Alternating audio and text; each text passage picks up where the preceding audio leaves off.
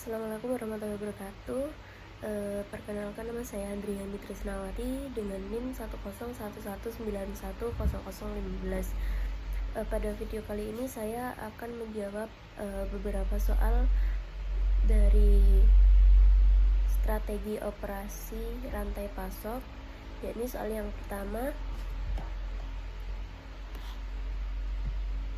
kontribusi marginal yang diharapkan dari peningkatan ukuran pesanan adalah selisih antara yang diharapkan biaya pembelian unit tambahan dengan manfaat yang diharapkan dari pembelian unit tambahan. Jawabannya adalah benar. Kemudian yang kedua, trade-off biaya transportasi dan persediaan adalah pertukaran antara biaya transportasi dan biaya persediaan. Signifikan dan perlu menjadi perhatian pada saat merancang jaringan rantai pasokan.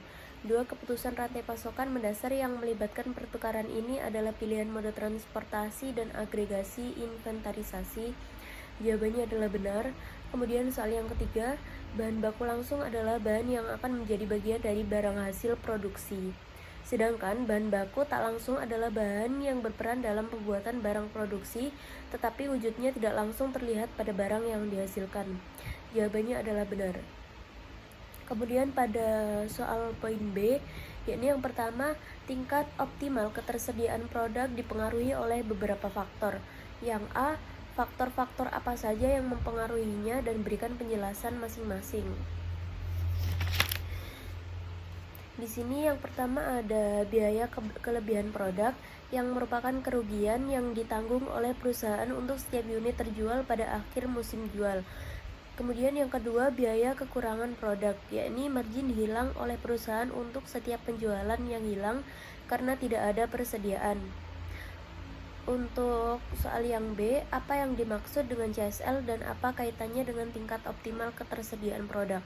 CSL merupakan optimal sirkulasi level pelayanan. Kontribusi marginal dari pembelian sebuah penambahan unit adalah 0, dan hubungannya adalah antisipasi stok yang merupakan antisipasi barang yang dilakukan untuk mengatasi permintaan dadakan atau permintaan musiman.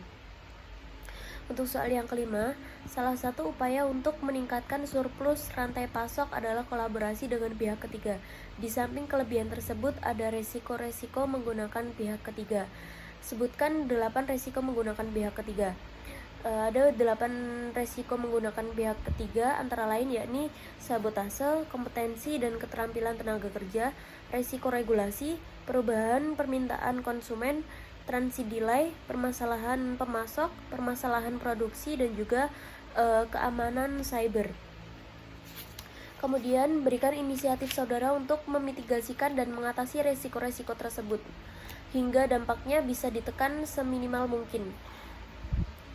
Pelatihan dan pengembangan SDM dapat juga dilakukan, pemeliharaan kendaraan, penyiapan SOP secara periode, kualifikasi pemilihan vendor, meminimalisir penggunaan supplier, pemeriksaan atau inspeksi proses produksi. Selanjutnya soal yang keenam, dalam IT framework rantai pasok berdasarkan pada makro proses rantai pasok yang melibatkan unsur makro rantai pasok sebagai berikut: CRM, ISCM, SRM, dan TMF. A. Berikan penjelasan saudara tentang masing-masing disertai dengan penjelasannya.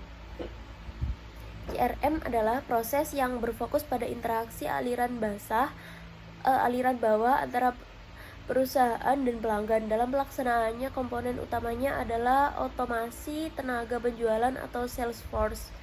ISCM adalah proses berfokus pada operasi internal perusahaan yang meliputi perencanaan strategis, perencanaan permintaan, perencanaan penawaran, pemenuhan, dan juga bidang pelayan. SRM adalah proses yang berfokus pada interaksi aliran atas antara perusahaan dan para pemasok, yang meliputi nego kontrak, pembelian, mengelola logistik dan pengiriman, kolaborasi, desain produk.